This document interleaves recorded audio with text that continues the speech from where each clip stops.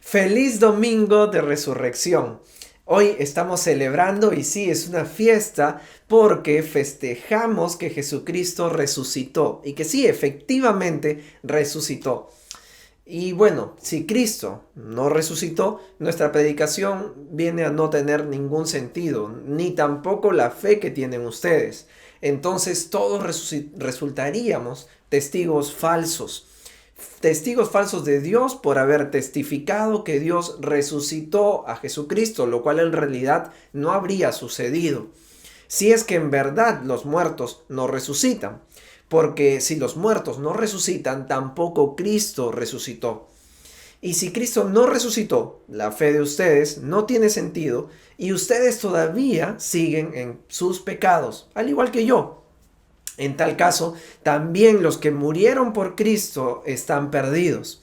Si nuestra esperanza en Cristo fuera únicamente para esta vida, seríamos los más desdichados de todos los hombres. Pero no.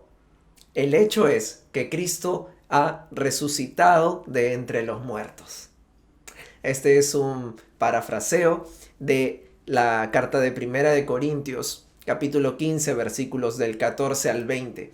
Y estamos celebrando, estamos en una fiesta porque el hecho es que Cristo ha resucitado de entre los muertos. Y hoy día vamos a compartir una prédica en donde nosotros vamos a celebrar un evento histórico. Y quiero que recuerden esta palabra, histórico. Vamos a hacer una fiesta sobre un evento histórico que está registrado dentro de la historia de la humanidad. Verdaderamente sucedió. No es una figura religiosa, es un evento histórico. ¿Tú aún lo dudas? Antes de dar inicio con esta prédica, vamos a orar. Señor Dios Padre, gracias por esta mañana y por permitirnos tener este tiempo que domingo a domingo separamos para poder escuchar tu palabra. Hoy, Señor, es un día especial para nosotros porque estamos celebrando tu resurrección. Señor, a ti te llamamos así, nuestro Señor, nuestro Dios, porque lo eres. Eres Dios, Dios que se hizo hombre y que no estimó eso como algo a que aferrarse, sino que se hizo obediente hasta la muerte en una cruz. Y venció a la muerte resucitando, Señor, lo cual nos dio a nosotros una esperanza de vida. Y es en esto en lo que nosotros creemos.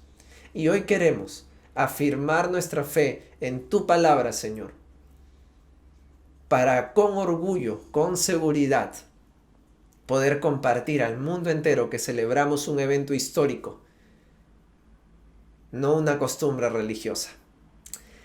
Señor, bendícenos en esta mañana y permite, Padre, que nuestros oídos estén atentos a tu palabra y nuestros corazones estén dispuestos a realizar cambios para poder ser de acuerdo a la medida que tú esperas de nosotros, Señor. Gracias, Padre, por este día, en el nombre de tu Hijo, nuestro Señor Jesucristo. Amén. Bien, el día de hoy vamos a hablar sobre la resurrección de Jesucristo. Y dentro de la resurrección de Jesucristo yo quisiera que veamos 3 puntos.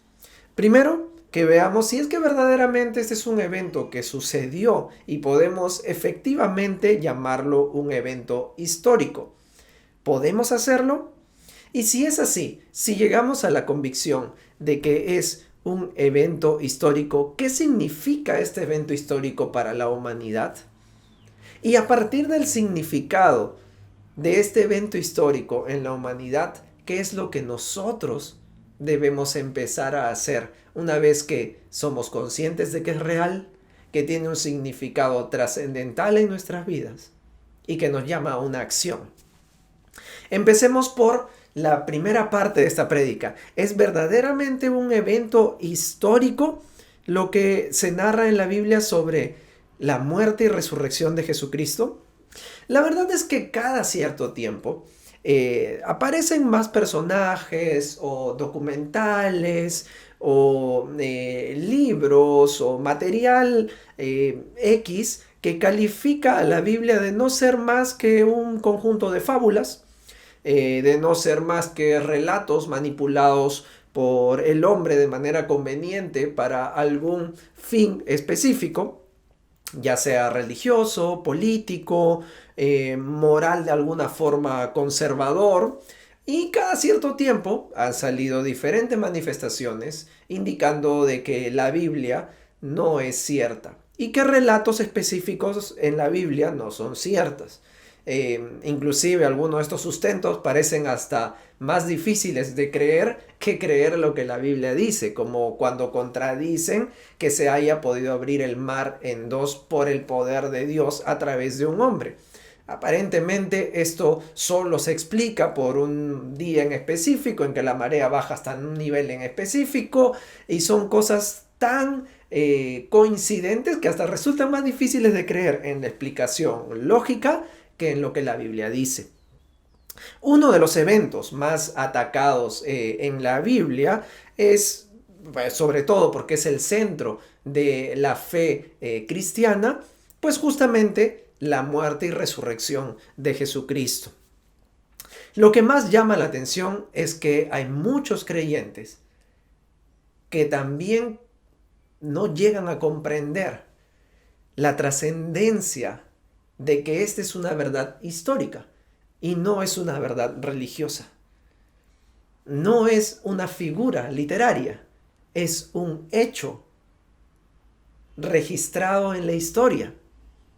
Y hay una gran importancia entre entender que esto es una figura literaria o que es un evento histórico. Y desde ya, lo voy a repetir muchas veces, pero desde ya lo digo, es un evento histórico. Tengo la plena convicción de que la resurrección de Jesucristo es un evento que tiene un lugar en la historia, que sigue trascendiendo hasta el día de hoy y tiene un impacto en este momento y lo tendrá por siempre. Y ya lo tuvo en el pasado, definitivamente.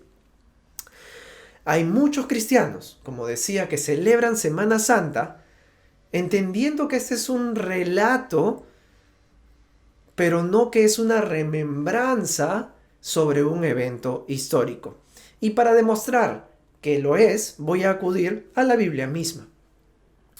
Vamos a ir al libro de Lucas, capítulo 24, versículos del 1 al 12. Y les voy a pedir que me acompañen ustedes con la lectura. Lucas 24, versículos del 1 al 12. Dice lo siguiente. Pero el primer día de la semana, muy temprano, las mujeres regresaron al sepulcro. Llevaban las especias aromáticas que habían preparado. Como se encontraron con que la piedra del sepulcro había sido quitada, entraron, pero no hallaron el cuerpo del Señor Jesús.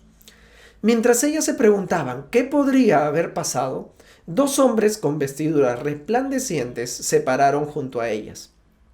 Llenas de miedo, se inclinaron ocultando su rostro, pero ellos les dijeron: ¿por qué buscan entre los muertos al que vive? No está aquí, ha resucitado. Acuérdense de lo que les dijo cuando aún estaban en Galilea. Es necesario que el Hijo del Hombre sea entregado en manos de hombres pecadores y que sea crucificado. Pero al tercer día resucitará. Ellas se acordaron de sus palabras y cuando volvieron del sepulcro les contaron todo esto a los 11 y a todos los demás. Las que contaron esto a los apóstoles eran María Magdalena, Juana, María la madre de Jacobo y las otras mujeres. El relato de las mujeres les pareció a los apóstoles una locura, así que no les creyeron. Pero Pedro se fue corriendo al sepulcro y cuando miró hacia adentro y vio los lienzos allí dejados, volvió a su casa pasmado de lo que había sucedido. A partir de esta porción de la Biblia vamos a enumerar algunas evidencias que demuestran que este es un hecho históricamente comprobado. Primero, las protagonistas de esta historia. Y sí, las protagonistas de esta historia efectivamente son mujeres. ¿Qué tiene que ver esto y cómo esto es una evidencia de que sea un evento históricamente comprobado? Bueno, si esto fuera una fábula, si esto fuera un mensaje popular, si esto fuera manipulado por los hombres con un fin en específico, pues como todo discurso falso que intenta convencer, o toda historia que busca ser agradable para ser reproducida entre un público, pues toma en cuenta el público oyente y busca que sea fácil de escuchar, agradable de escuchar, aceptable y creíble. Sin embargo, en el contexto y época en que se escribe esta porción de la Biblia, este texto, y en el que se desarrolla esta historia, en la forma en cómo se narra, la palabra de las mujeres no tenía una voz autorizada. Es decir, lo conveniente para desarrollar una historia de la resurrección de un hombre, pero no solamente la resurrección de un hombre, sino de un hombre que decía ser Dios, hubiese sido que quienes estaban ahí presentes, quienes vieron que el cuerpo no estaba y quienes fueron los primeros que contaron la historia, hubiesen sido hombres. Hubiese sido más conveniente que sea Pedro, porque Pedro era parte de la causa. Pedro era, de forma conocida, un cercano a Jesucristo. Y hubiese sido conveniente que sea Pedro quien hubiese sido el primero en ver que Jesucristo había resucitado. Pero no, en la historia se colocan como protagonistas a mujeres. La segunda evidencia de que esta historia es históricamente comprobada es que los oyentes del desenlace de esta historia creyeron. Es decir, quienes creyeron después de comprobar que Jesucristo verdaderamente había resucitado. Y todos aquellos que han leído esta historia han creído en lo inmediato, tiene una particularidad. Y es que los primeros oyentes fueron judíos. Sí, los primeros oyentes fueron judíos. Y quizás en este punto tú puedes decir, pero eso no es un argumento tan fuerte como el anterior que me acabas de comentar, porque los judíos creen en Dios. Sí, justamente por eso. En la cultura judía, ni siquiera se podían referir a Dios por cualquier nombre. Mucho menos podrían haber dicho que un hombre era Dios si no fuese porque verdaderamente lo creyeron. Muchos judíos justamente sentían una ofensa de parte de Jesús cuando él decía que él era Dios. Y de pronto, estos mismos judíos fueron los que empezaron a creer. ¿Dónde encuentro yo eso? ¿Dónde encuentro esto? Pues lo encuentro en la historia de Cleofás. Vamos a ir al libro de Lucas, capítulo 24, a partir del versículo 18. Lucas 24, capítulo 18, narra la historia de un personaje llamado Cleofás.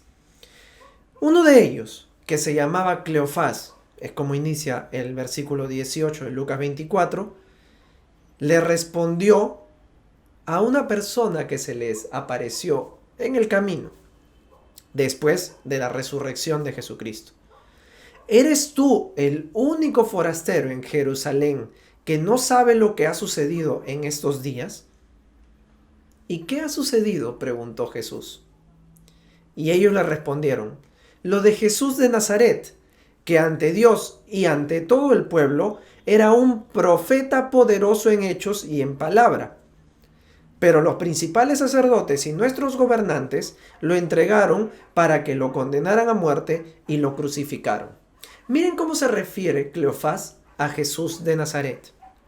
Se refiere a él como un profeta poderoso en hechos y en palabra, pero no como Dios. Para Cleofás, un judío, Jesús era un profeta poderoso en hechos y en palabras. Nada más. Nunca Dios. Sin embargo, versículos más adelante, vamos a ver cómo se expresan ellos de él. Versículo 32. Y se decían el uno al otro, ¿Acaso no ardía nuestro corazón mientras nos hablaba en el camino y nos explicaba las Escrituras? En ese mismo instante se levantaron y volvieron a Jerusalén. Allí encontraron reunidos a los 11 y a los que estaban con ellos, los cuales decían: en verdad el Señor ha resucitado y se le ha aparecido a Simón.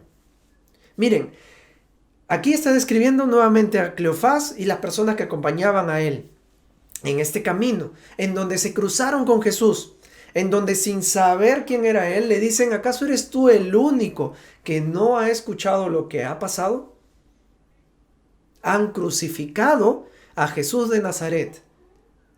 ¿Quién? Delante de los sacerdotes y el pueblo, era un profeta poderoso en hechos y palabras. Pero luego de reconocer que quien hablaba con ellos era Jesús y por eso ellos tenían un ardor en su corazón mientras hablaban con él en el camino, llegan a la convicción de que ese hombre era Cristo. Entonces, evidencia número 2, quienes son testigos, pueblo oyente de esta historia, son judíos, quienes, a no ser que tuvieran una convicción plena, nunca llamarían a un hombre Dios. No solamente era su convicción de fe, era su cultura, era su manera de vivir. Ellos fueron educados de esa manera. Ellos crecieron con estas creencias. Para ellos no existía otra realidad. No hay un hombre que pueda ser Dios. Sin embargo, llegan a la conclusión y convicción de que sí, resucitó Jesucristo, el Señor de ellos. Y ellos solamente llamaban Señor a Dios. Entonces, tenemos 2 evidencias. La primera, si esta fuera una historia inventada, manipulada, convenientemente, para algún fin, si fuera solamente una historia decorativa, una fábula para transmitir algún bonito mensaje, pero no fuese real, nunca se hubiese utilizado como primeras protagonistas a mujeres. Y segundo, nunca se hubiese logrado convencer a judíos de que esta historia es real. Y de quienes estamos hablando son de los testigos de primera mano, judíos. Entonces, podemos nosotros reconocer en este momento que la resurrección de Jesucristo es un evento comprobado históricamente. No creer en que Jesucristo existió, murió, fue crucificado y resucitó sería igual de irracional que pensar que Aristóteles o Platón no existieron. Aristóteles y Platón, de por cierto, existieron antes de que Jesucristo haya existido. Y bajo los mismos métodos históricos en que se ha comprobado que ellos han existido, podemos comprobar que Jesucristo existió, que Jesucristo fue crucificado y que Jesucristo resucitó. Ciertamente, muchos dicen que él sí ha existido, pero no fue más que un hombre, basados en la aceptación de un judío como Cleofás. Ese pensamiento también viene a ser irracional. Y creer que toda esta información es manipulada pierde sentido cuando la historia narra que fueron mujeres las primeras protagonistas, testigos del nacimiento, de la resurrección de Jesucristo. Segundo punto. Ya que ahora coincidimos todos en que la resurrección de Jesucristo es un evento histórico y la verdad, no hay pie en donde alguien pueda decir esto es una fábula, y estoy tomando solamente 2 evidencias de las múltiples que existen. La siguiente pregunta es: ¿qué significa que Jesucristo haya resucitado para la humanidad? Ya sabemos que es un evento histórico. Es bajo un método científico comprobado que su resurrección es cierta. Pero ¿qué es lo que significa esto para la humanidad? ¿Puedo acaso yo omitir tomar una decisión frente a esto? Es un evento histórico. Eventos históricos hay todos los días, pero ¿es un evento histórico que tiene trascendencia para la humanidad? Pues vamos a responderlo a partir de la Biblia. Primero, significado de la resurrección de Jesucristo para la humanidad. Cristo, con su resurrección, traería paz. Juan capítulo 14, versículos del 27 al 29. La paz les dejo, mi paz les doy. Yo no la doy como el mundo la da. No dejen que su corazón se turbe y tenga miedo. Ya me han oído decir que me voy, pero que vuelvo a ustedes. Si ustedes me amaran, se habrían regocijado de que voy al Padre, porque el Padre es mayor que yo. Y les he dicho esto ahora, antes de que suceda, para que cuando suceda, ustedes crean. Y miren los versículos del mismo libro de Juan, capítulos un poco más adelante, después de la resurrección de Jesucristo, lo que sucede. Juan capítulo 20, versículos del 19 al 23. La noche de ese mismo día, el primero de la semana, los discípulos estaban reunidos a puerta cerrada en un lugar, por miedo a los judíos. En eso llegó Jesús, se puso en medio y les dijo: la paz sea con ustedes. Y mientras les decía esto, les mostró sus manos y su costado. Y los discípulos se regocijaron al ver al Señor. Entonces Jesús les dijo una vez más: la paz sea con ustedes. Así como el Padre me envió, también yo los envío a ustedes. Y habiendo dicho esto, sopló y les dijo: reciban el Espíritu Santo. A quienes ustedes perdonen los pecados, les serán perdonados, y a quienes no se los perdonen, no les serán perdonados. Entonces, Jesucristo les estaba ofreciendo la paz a sus discípulos y a todos aquellos que crean en Él desde antes de Él resucitar. Pero esto tenía una implicancia, porque como vimos en Juan 14, la porción cierra con: les he dicho esto ahora, antes de que suceda. O sea, la paz va a venir a ustedes, pero se los estoy diciendo ahora, antes de que suceda, para que cuando suceda, ustedes crean. Y se refería al evento de su resurrección y la llegada del Espíritu Santo, lo cual se cumple en Juan 20. Por eso Jesucristo, al llegar en el lugar donde estaban sus discípulos, temerosos al ataque de los judíos, lo primero que les dice es: la paz sea con ustedes. Y pareciera que evidentemente se refiere a Él, ¿verdad? Aquí estoy con ustedes. Yo soy la paz. Pero ¿paz de qué? Para empezar, no la paz del mundo, no como el mundo la conoce. Lo acabamos de leer, Juan capítulo 14, versículo 27. La paz les dejo, mi paz les doy. Yo no la doy como el mundo la da. Entonces, no es la paz que nosotros conocemos de no guerra. No es la paz que nosotros conocemos como una tarde en la playa mirando la brisa del mar, sin ruido de vehículos, sin estrés de trabajo. No es esa paz. Esa es la paz que conoce el mundo. Hay una paz específica que es necesaria para toda la humanidad. Quizás no a todos les trae paz estar en la playa en una tarde, en silencio. Porque hay gente que la playa no le gusta. Quizás algunos prefieren el campo. Entonces la playa no significa paz para ellos. Y esa no es la paz que todo el mundo necesita. Pero hay una paz que todos necesitamos. Sin la obra de Cristo en la cruz, no solamente nosotros estábamos separados de Dios, sino que también teníamos enemistad con Dios. Y enemistad es algo muy similar a guerra. Y el antónimo es paz. Es decir, frente a una situación de división, pero no solamente distancia, sino enemistad, Jesucristo es el motivo de paz. Libro de Romanos, capítulo 3, versículos del 10 al 18. Como está escrito, no hay ni uno solo que sea justo. No hay quien entienda, no hay quien busque a Dios. Todos se desviaron, a una se han corrompido. No hay quien haga lo bueno. No hay ni siquiera uno.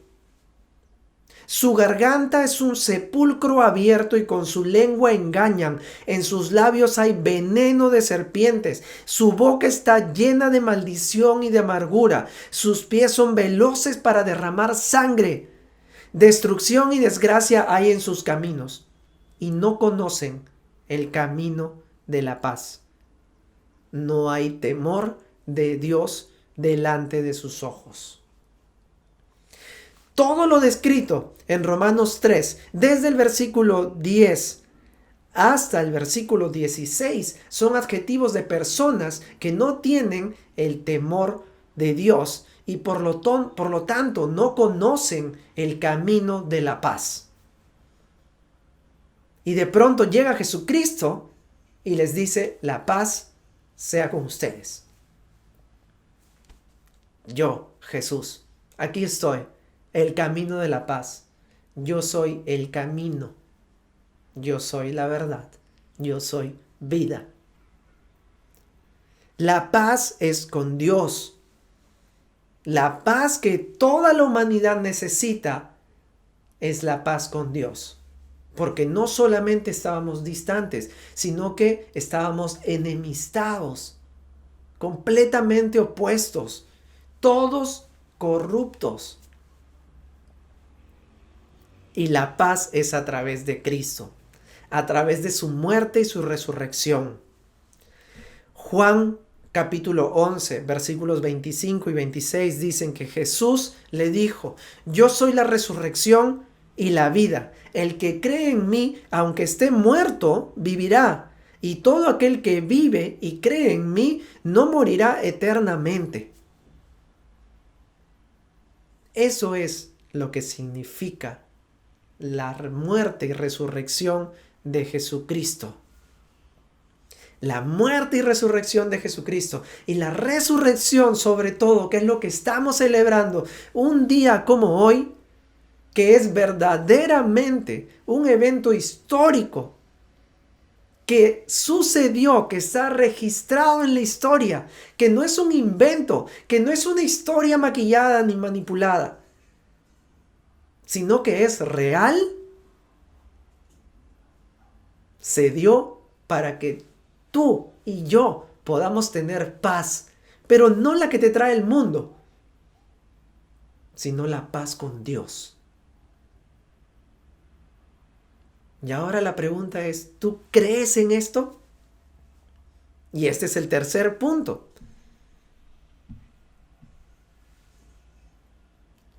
El libro de Juan, capítulo 11, en los dos últimos versículos que acabamos de leer, dice: ¿crees esto? Voy a volver a leer el versículo 26 de Juan 11.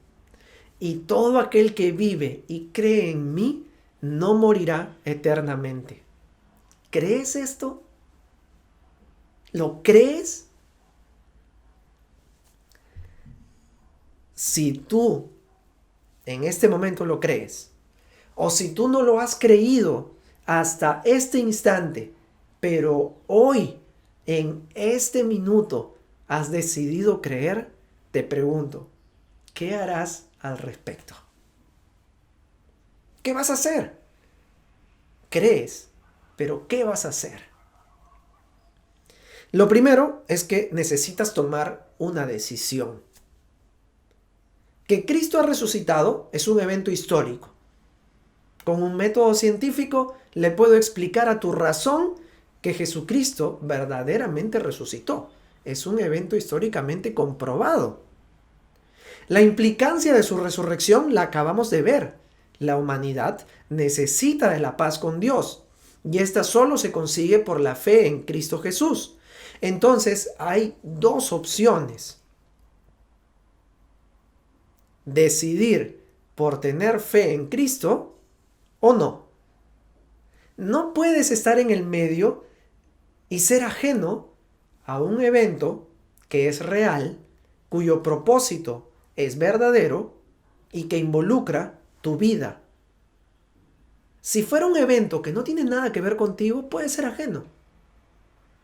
Por ejemplo, si el día de hoy no abre el supermercado más grande de Indonesia, yo no sé cómo te afecte. Probablemente en nada. Pero la resurrección de Jesucristo tiene un propósito necesario para toda la humanidad. Y hasta donde yo recuerdo, tú y yo somos parte de ella. Entonces, tú no puedes decir, sí, es un evento históricamente comprobado. Bueno, si es así, entonces su propósito también es real, pero no me interesa. No puedes hacer eso porque te involucra. Mejor dicho, sí puedes hacerlo, pero no te conviene hacerlo. No es lo mejor para ti. No sería inteligente. Debes tomar una decisión. ¿Crees o no? ¿Tienes paz con Dios o no? Solo hay dos opciones, no hay más. Si decides ignorarlo, por omisión estás eligiendo no. Te voy a dar un ejemplo de una persona que tomó la decisión de creer en que sí, Jesucristo verdaderamente resucitó, en que a través de eso sí, verdaderamente él tiene paz con Dios. Y esto lo tomó esta decisión a un costo muy alto y con un propósito muy grande. Después de la resurrección de Cristo se formó la primera iglesia de Cristo, en donde obviamente todos decidieron creer en el evento histórico que ellos vieron. Cristo resucitó y Él es el Señor. Entre ellos hubo un hombre creyente que aparece en esta historia en el libro de Hechos, capítulo 6. Versículo 5.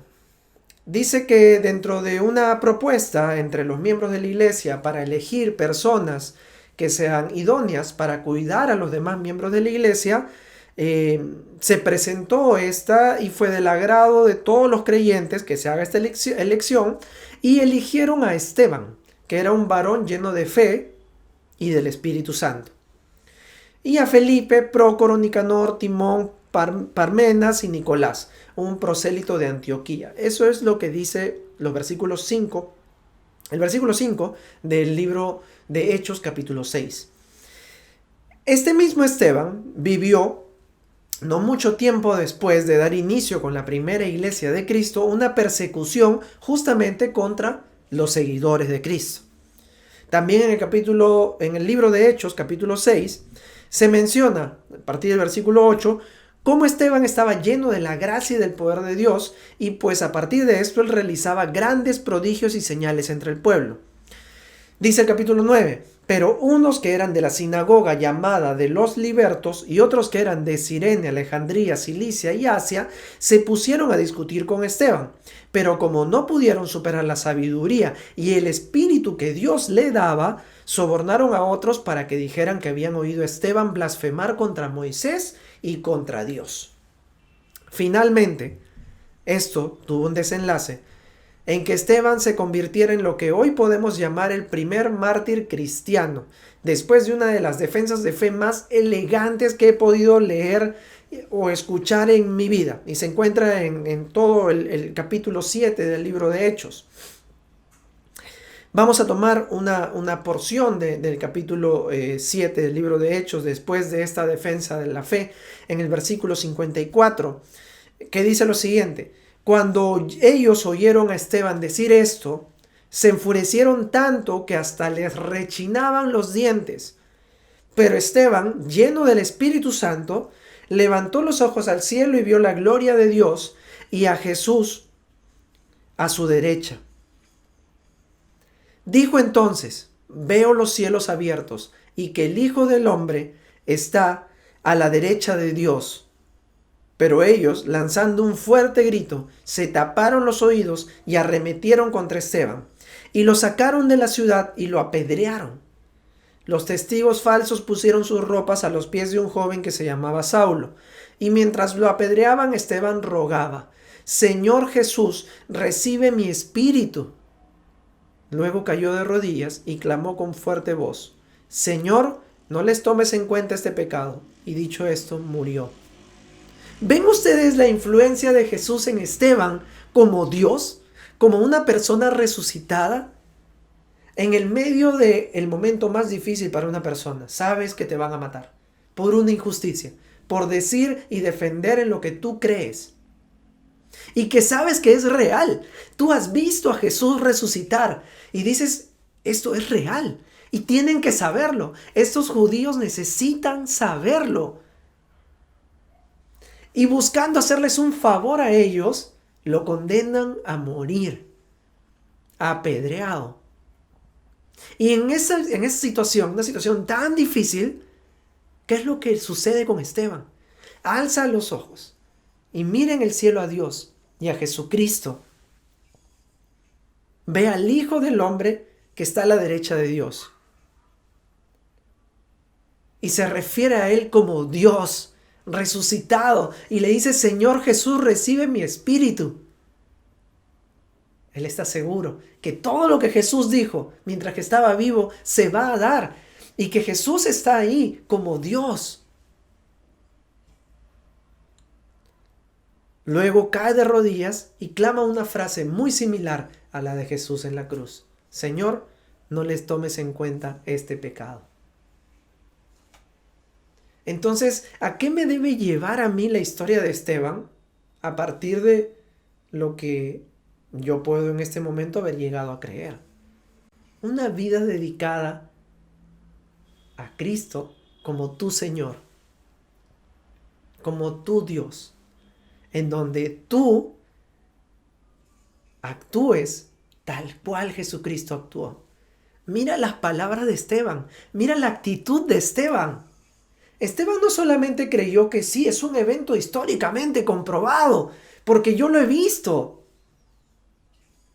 No solamente creyó, sí, efectivamente Él es el Señor. Y eso que muchos no creían, muchos discípulos no creyeron. Cuando las mujeres llegaron corriendo y contaron esta historia, les pareció una locura. Tomás queda como el discípulo que necesitó pruebas, pero todos estaban esperando pruebas. Pedro corrió por las dudas, pero todos esperaban pruebas. Todos no creían al comienzo, les parecía algo loco, jalado de los pelos, que Jesucristo haya resucitado y que haya sido cierto. Lo que les dijo que iba a pasar, sucedió y les parecía tan loco. Pero para este punto, Esteban ya creyó. Estaba lleno del Espíritu de Dios, porque él estaba lleno de la convicción de que Jesucristo, cuando se les aparece más adelante a los discípulos y les dice: la paz sea con ustedes, y les entrega el Espíritu Santo, era un evento real, histórico, comprobado, verdadero para ellos. Y con esa misma convicción, Esteban comienza a remedar a Jesucristo. Miren cómo se enfrenta. Miren cómo no tiene miedo. Miren cómo su vista está puesta arriba, en los cielos, en la presencia de Dios, en que Jesucristo guarde su espíritu. No está pensando en me van a doler las piedras. No está pensando en van a acabar mi vida con mucho dolor. Su mente está puesta en Jesús. Y hasta remeda sus palabras. Hasta tira las mismas frases que Jesús pronunciaba en su cruz. Entonces, ya llegamos a la conclusión y a la coincidencia en que días como hoy, Domingo de Resurrección, celebramos la remembranza de un evento histórico, no religioso, histórico, no religioso, históricamente comprobado. Cristo realmente resucitó. El hecho es que Cristo ha resucitado entre los muertos.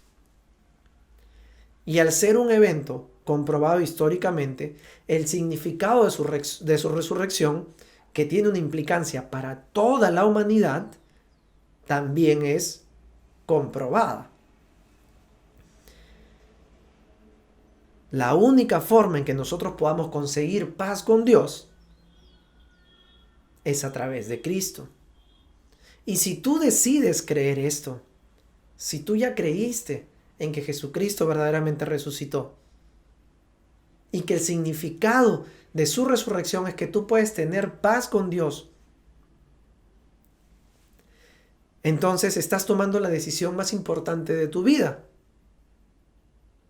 Porque esta paz con Dios a través de la fe en la obra de Cristo como un evento históricamente real trasciende hasta nuestra propia muerte física. Romanos 10, versículo 9. Si confiesas con tu boca que Jesús es el Señor y crees en tu corazón que Dios lo levantó de los muertos, serás salvo.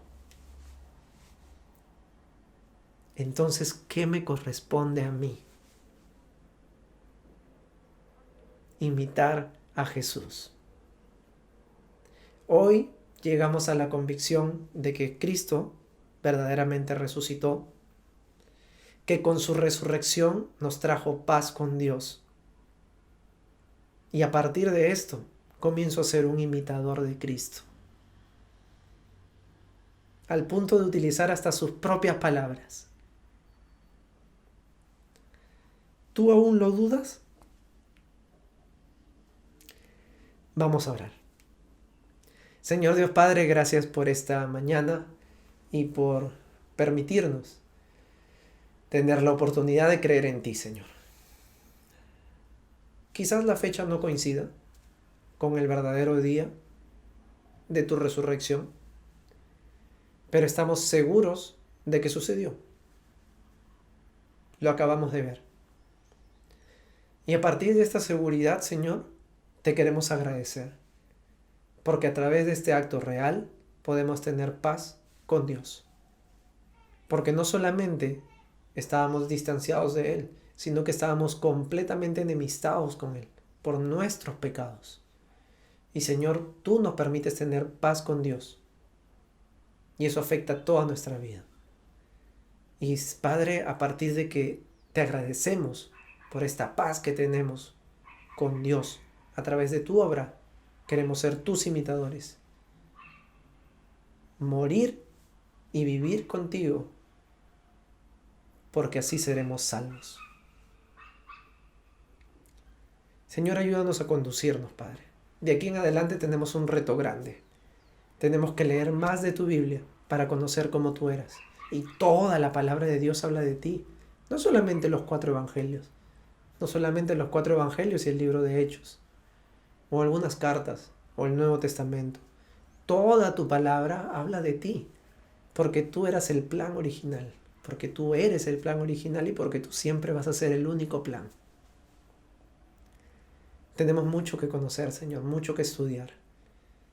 Mucho que aprender. Mucho que rendir en nuestras vidas para poder ser imitadores tuyos, inclusive hasta con tus palabras, Señor.